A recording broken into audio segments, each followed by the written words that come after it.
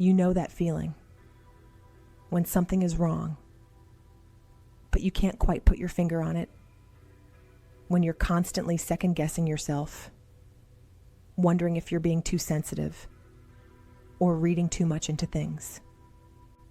I want to tell you about Sarah. She was a successful marketing director, climbing the corporate ladder, respected by her colleagues. She had a partner who seemed incredibly supportive.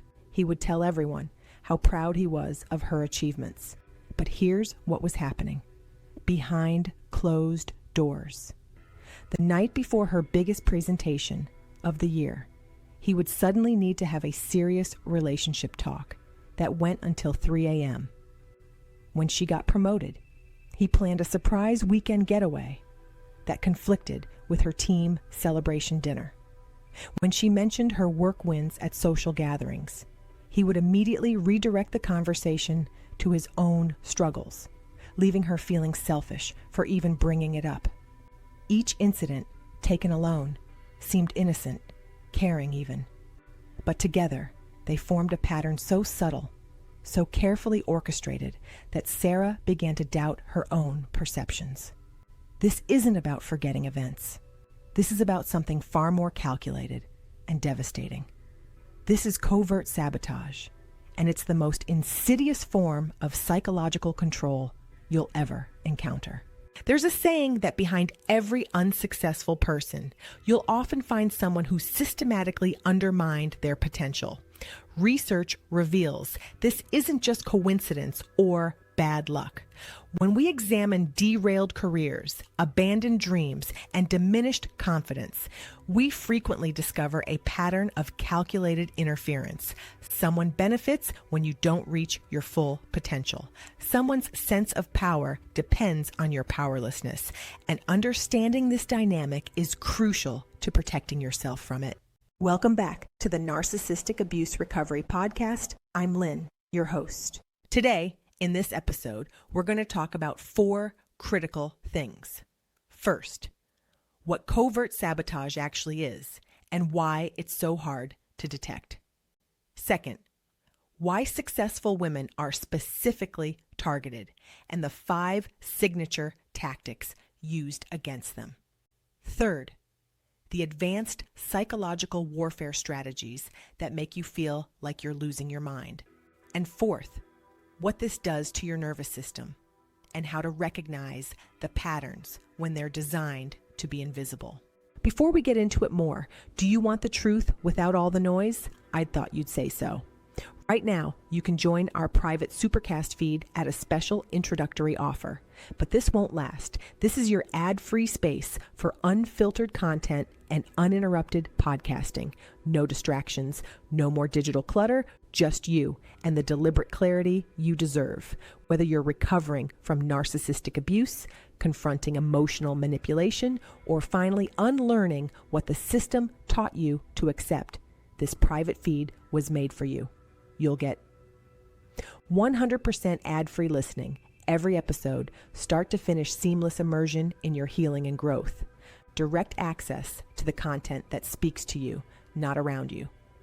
This early access pricing is just for our core community, subscribers and followers who've been here doing the work. Reclaim your time, reclaim your focus, reclaim your power, one episode at a time.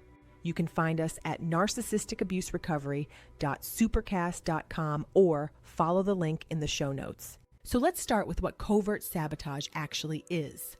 Research defines it as operating in stealth, almost undetectable, undermining ways where actions could almost seem innocent or accidental.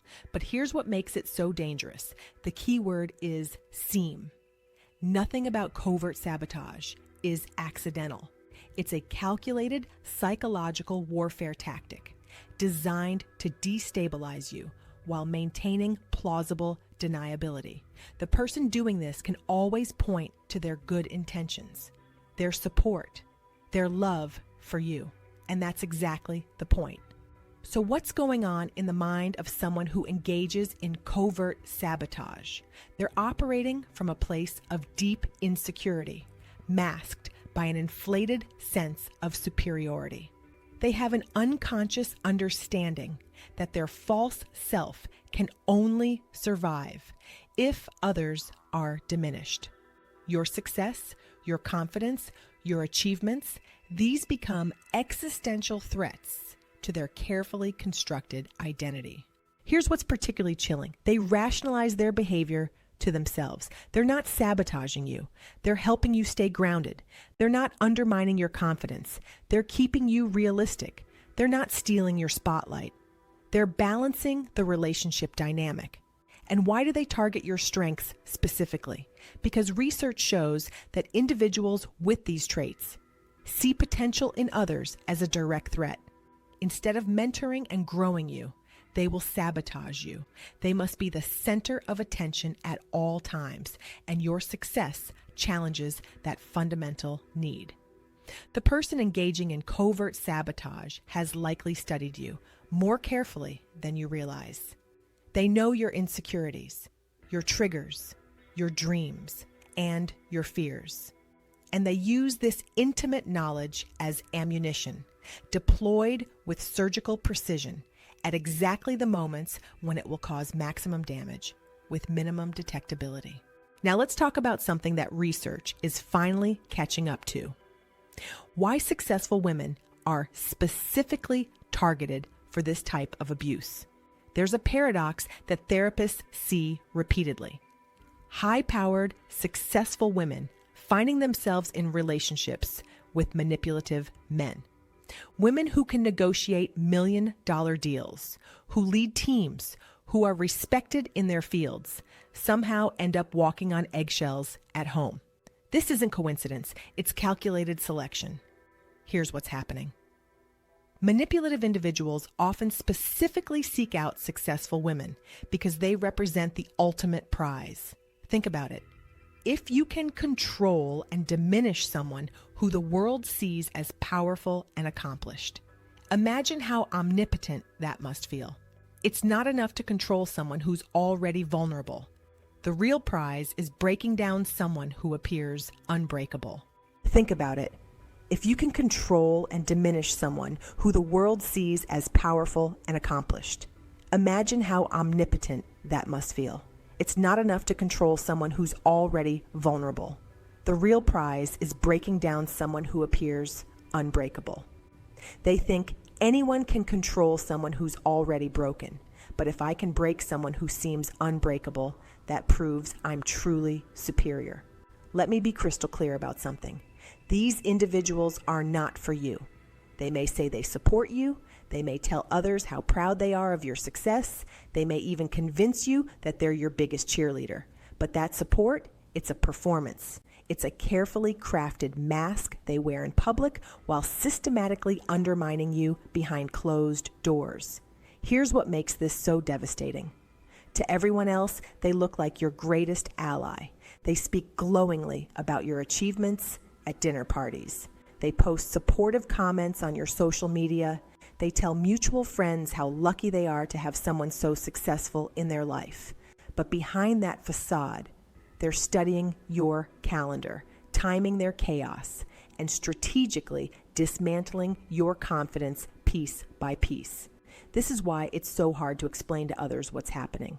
When you try to tell someone that your seemingly supportive partner is actually sabotaging you, you sound paranoid.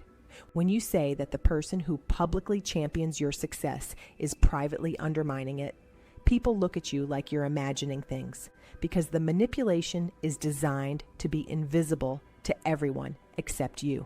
Let me share 5 signature tactics used specifically against successful women. First, career milestone sabotage. Research shows these individuals systematically dampen enthusiasm during moments when we should be celebrating, during graduations, business successes, promotions. They divert focus back to their own needs. Picture this. You land the biggest client of your career. Instead of celebrating with you, your partner suddenly develops a mysterious illness that requires your immediate attention and care. Or they pick a fight about something completely unrelated, ensuring that your moment of triumph is overshadowed by relationship drama. The message is clear. Your success is less important than their needs. Second, professional reputation assassination. This is where they spread false rumors that lead to missed promotions, projects, and opportunities. They isolate you from your professional network. They might casually mention to your colleagues that you've been really stressed lately or that work has been consuming you. They plant seeds of doubt about your stability, your priorities, your reliability. And they do it with such apparent concern that people think they're being supportive. Third, strategic interference during critical moments. They create chaos right before important presentations, client meetings, or deadlines. The night before your big presentation, they'll suddenly need to process a childhood trauma. The morning of your important interview, they'll create a crisis that requires your immediate emotional availability. They've studied your calendar and they know exactly when to strike for maximum impact. Fourth, achievement minimization. They make dismissive comments about your abilities or achievements, suggesting you're not as capable or talented as you truly are. It's just a standard project. Anyone could have done that. You were lucky the team carried you. The market conditions made that sale easy. They systematically chip away at your sense of competence, making you question whether your successes are legitimate. Fifth, resource and energy depletion. Research shows they time their needs right up until the moment when you most need support. They manufacture crises that drain your mental and emotional resources exactly when you need them most for work. During your busy season, they suddenly can't function without constant reassurance. When you're preparing for a major deadline, they develop urgent relationship concerns that require hours of discussion. They become emotional vampires precisely when you can least afford to give. What makes this particularly devastating is that each individual incident has plausible deniability.